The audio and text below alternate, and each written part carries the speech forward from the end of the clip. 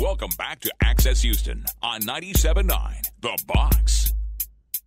Good Sunday morning. You're listening to Access Houston. I'm your host, KG Smooth, back at it again with the Access Houston Roundtable. Welcoming the Raptivist, the therapist, my girl, Genesis Blue. What's up, fam? What's up, H-Town? You know, welcome back. Welcoming, he's new to the Roundtable, been on the program before, so it's good to see Mr. John Locke, who's the coordinator at Volunteer Houston and Walk to Vote founder of the National Walk to Vote founder. Good to see you again. Hey, how you doing? It's good to be back. Yes, sir. And he is the president of the Houston LGBT Political Caucus. Wait, it says GLBT. Is that? Yeah, we haven't updated ourselves yet. Political Caucus and the founder of Pride to the Polls, Mr. Michael Webb Jr. Yes, thank you for having me. Man, let's talk about it. Y'all been keeping up with what has happened this last week. The most important, it was last week to early vote. Friday was the last day. Yes. Election day is Tuesday. Mm-hmm. How are y'all feeling about everything, really? You know what? It's incredible. However it turns out, I'm proud of the increase in voter registration, voter turnout, young people voting. Maybe we can keep this going. That's probably a good idea, right? Yeah, Whether it goes our way or not, we need to keep this going. Right.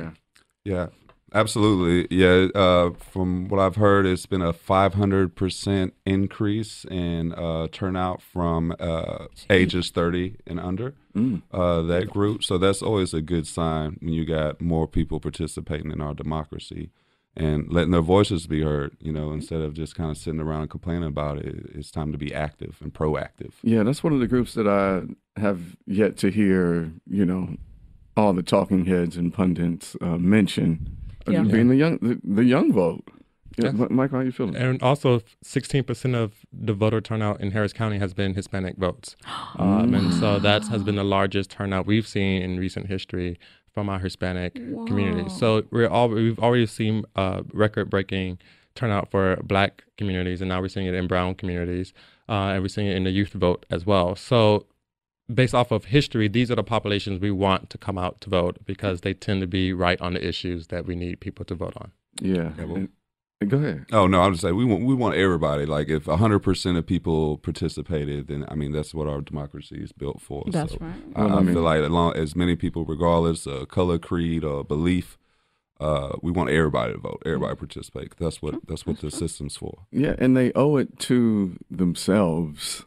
I mean, in all honesty, the cutest little, I don't think it was a PAC commercial. I just, maybe somebody just put together just something adorable to also help motivate people to go out and vote. And it's this video that's going around of these little kids, probably between the ages of, I don't know, 5 to 10 or maybe 9. And them just, you know, telling us grown folks to get out and vote. Like, we can't do it, you know. My decision is if I can have pizza or spaghetti, but you can. Oh my God, I love it. I haven't seen that. Yeah, that's so really dope. It's the most creative. I've only seen the fear-mongering commercials where they're trying to scare the crap out of, like Ted Cruz's people are going hard on the liberals. I'm like, whoa. And these PAC ads, I've been seeing some of these ads are just, they Fiery. are shady.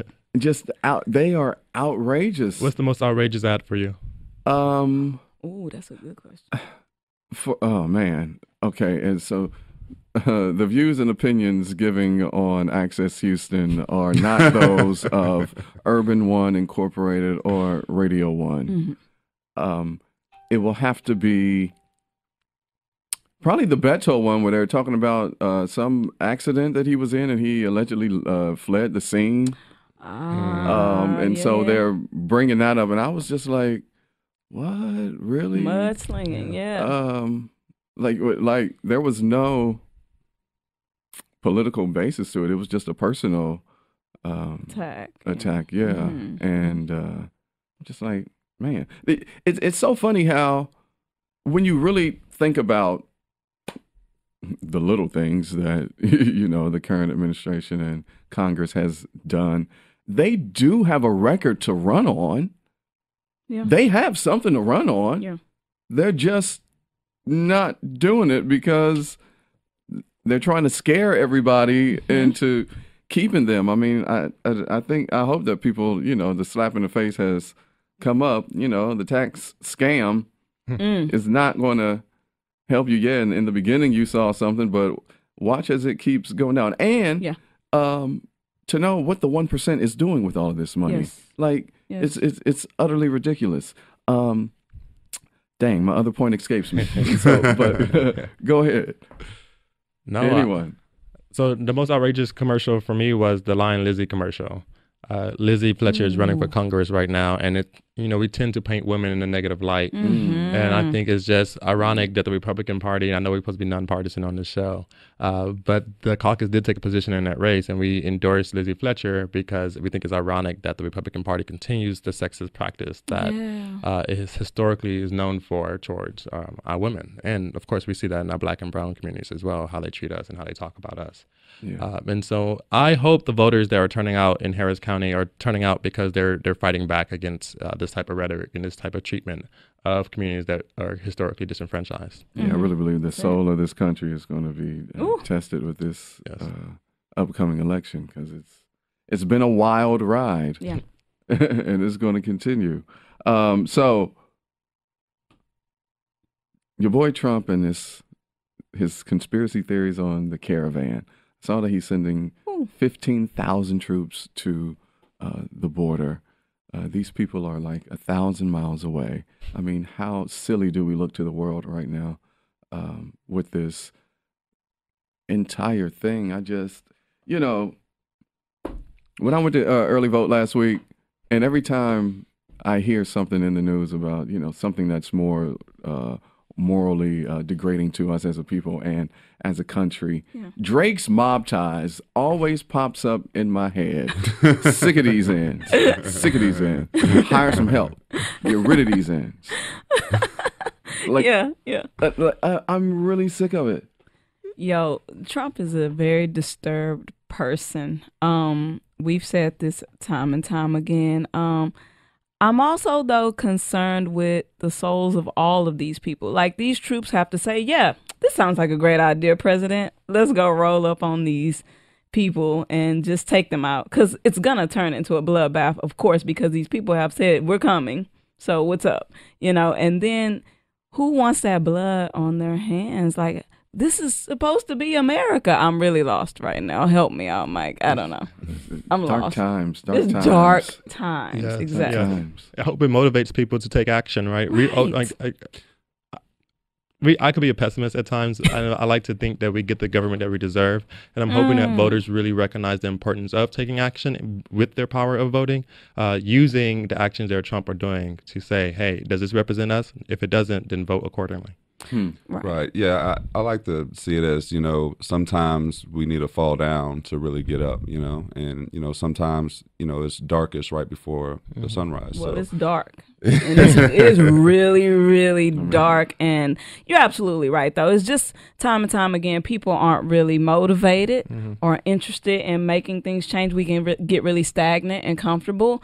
So it does have to happen this way. Unfortunately, you're absolutely right. In order for us to make those diamonds, we got to have the pressure. I mean, as with nature, everything has to be burned completely to the ground in order for it to and that's what's happening. Fresh and anew. So Kanye tweeted that he is done with politics. He's just going to focus on being creative because he felt like he was used on this whole Blexit campaign thing. I was just like, I was like, damn, yay. I mean, for me, it's too late. Like, I had rode with him up until that last visit. Okay. And after that last visit, I was just, my feelings were really hurt. It's offensive, yeah. Yeah, and I'm just like, dang, yay. A day late and a month short. Like, I guess the one thing is that, I think we all make mistakes and sometimes jump the gun on things, but unfortunately for these celebrities, everybody sees it, right? So everybody's talking about it and pushes it. But I think we've all made mistakes at times and bad judgment calls. So, I try not to get too personal into him himself, and one thing, and try to take whatever positive things can be taken from that. One thing, there was people, everywhere I went, there's people having conversations about, the history of slavery, right? Because of, what he said at TMZ or whatever. People were having conversations everywhere about it, so in one way, it was being able to have people to talk about the things that are not talked about a lot, and to educate people that weren't educated and didn't know. I think that's necessary, and I think one of the issues with our country now is we're so polarized because we stay in our little political circles, or we stay comfortable in people that believe the same things. But there's different perspectives, or value is seeing different pieces of the whole, right? Nobody got like the whole picture, right? Like we got different experiences, different backgrounds, different everything, but you put them things together, you can see more of the whole than just our own, right? You're so positive, John. Yeah.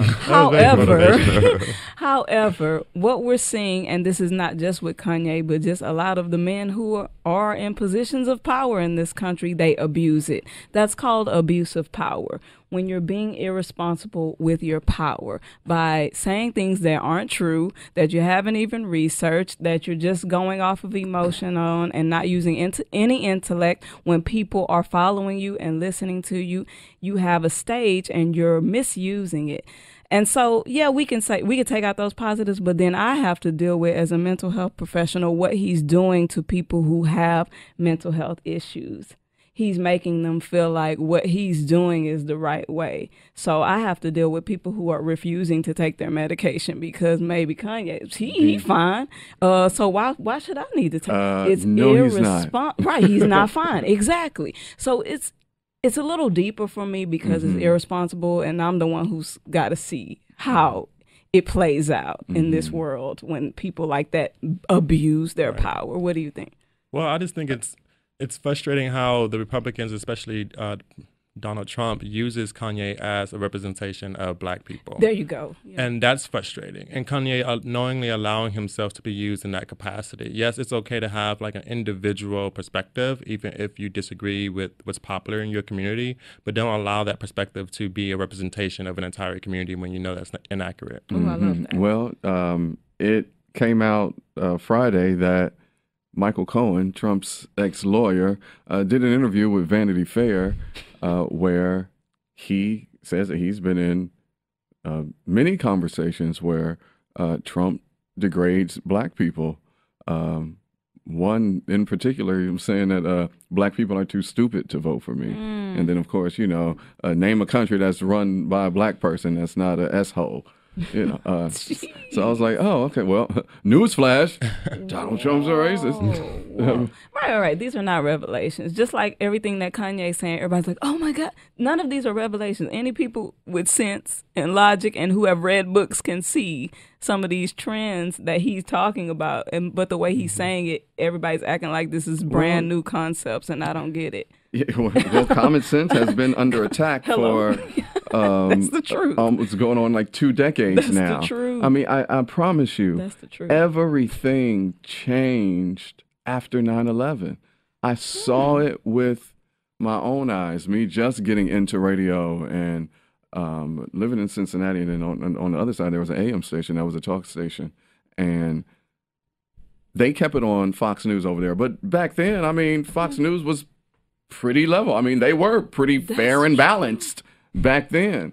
That's an interesting point. After 9/11 and just seeing how reporters and they're, broadcasting live and the folks back at the studio, the anchors or whatever, are reporting things without it being, confirmed twice. You don't even check your source once. You check it twice before you go on and say it. Yeah. And that wasn't happening. And they're coming out reporting stuff and having to retract everything that they were saying. And I just noticed that. Like, I specifically remember where I was standing in the studio looking at the television and what story it was. And I was like, this is like the 3rd time that this has happened.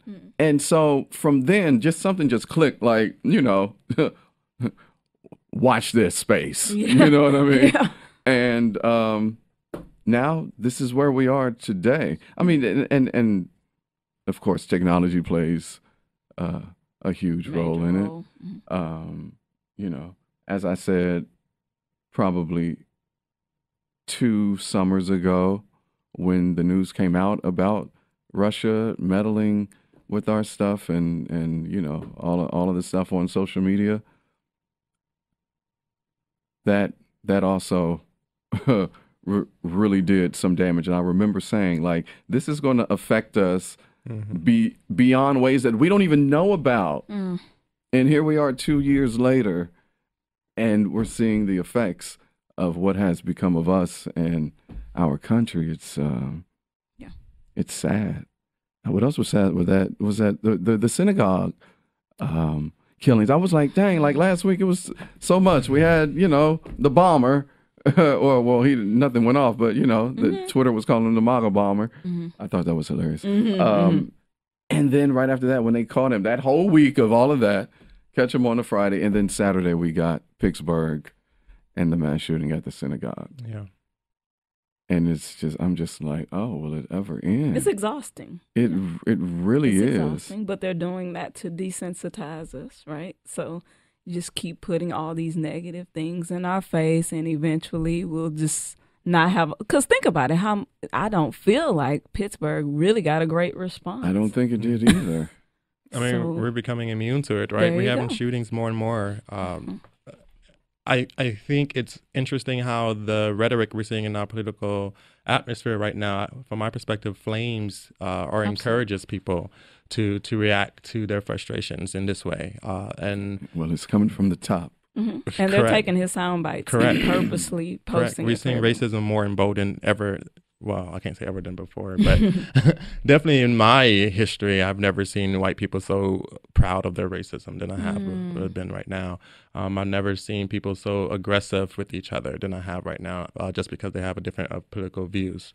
And so we're seeing extremists rise in our country. And again, I hate to repeat myself, but we could respond to their actions at the voting polls. Yes. Yeah, you can say that as on many November times. 6th, from 7 a.m. to 7 This p.m. Tuesday, I mean, it's going down. I'm going to be like my nerdy little self on election night, you know, flipping between all 3 networks to see, you know, whose numbers got what. Just let me know. Just let me know, because the polls make my nerves bad. I just wait. I just wait to see. And you know, speaking of polls, I have a house phone. I know that sounds real old. I'm not an old man. Trust me. What are you doing with that? It's a part of the whole package that I have with the cable company, the cable, the internet, and the phone. It just ended up cheaper, so that's why I have a phone. But what's so interesting, I get polled a lot. So like nobody, you know, I don't even give out my house phone number. Like who calls that? And then when I get these numbers, like a few times on a Sunday afternoon or early Sunday evening, I'll get a call from one of these polls asking the questions. And then funny enough, the next day, you know, I see it on all the cable news networks, you know, this poll, that poll says this. And this one in particular, asked a lot of questions about what's more important, you know, to you with this midterm election. And I had a variety of them, but I know that the one that I said the most to was healthcare. Not just for myself, because I'm good, but, you know, I know so many other people who, you know, need it, don't have it, you know, which, by the way, open enrollment for the Affordable Care Act is now going down.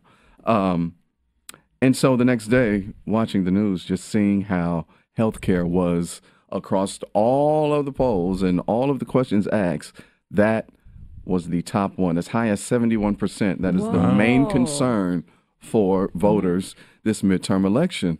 So I believe that what is going to happen, I hope, is that these folks are going to look at what's best for them and their family and their health, and knowing that, you know, folks on the other side have voted 50 times to get rid of their health care, and that they'll vote for the candidate who has not, you know, done that. I even read a story how a woman who early voted was going to do straight ticket. And then once she found out that this particular congressman or senator voted against her health care, she changed her vote to the Democratic Party. So reading that, I was just like, wow, that might be something. I guess healthcare is probably the main thing, not because the other stuff, like this, all of the rhetoric that Trump is spewing, you know, with immigration and all that, like that was low, like 5%, you know, of people care about that type of thing. So I think with healthcare being the main thing, we might be able to flip this thing. I mean, I'm keeping, you know, an optimistic view on it. That's very encouraging. It's very encouraging, especially since if Texas did Medicaid expansion, we would have almost 2.5 million people in addition to there's 2.5 million people who would be covered with health insurance if we did Medicaid expansion. And guess who's up for re-election are people who make that decision. And so if we come out and if we happen to vote straight ticket Democrat, I'm not saying that as president of the Houston GLBT Political Caucus, I'm just saying that as an individual, then we would be electing folks who would expand Medicaid in Texas to help cover more people. Yeah.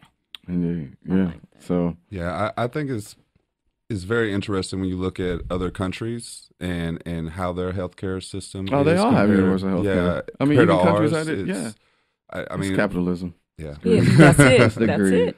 That's it. It's the greed. Only benefits the few at the top. Listen, Election Day is Tuesday. So Taco Tuesday. I'll bring out some tacos and go to the polls. You know, but make sure that you go to your correct polling place. You know, during early voting, you can go to anyone. On Election Day, you have to go to your polling place in your neighborhood. More information is at harrisvotes.com. And get it done. I mean, your future, your kids' future, your grandkids' future. Like, this is about the babies. I mean, they got to have clean air and water and healthcare and just a common sense government, just a logical way of living, and not like what we have made ourselves become. We can only blame ourselves, you know, as what's going on. Final words. There's another resource as well. It's something called ballotready.org, and you can put your address in there, and it'll show you what your ticket's going to look like. You know what. Who you're voting for. When you go there, it'll show you where you go to vote. And it'll also have and it's nonpartisan, it'll show things about each candidate and what position they took on, like education, healthcare. Oh, that's dope. Whatever. So it has that www.ballotready.org. Ballotready.org. I like that. Ballotready.org. And don't get discouraged if you when you go vote on Election Day, if they try to pull one over on you, you can't take it. You're not having it. At the end of it, get a provisional ballot. You can get a provisional ballot if, you know, what they have in the system address doesn't match what's on your ID or your license.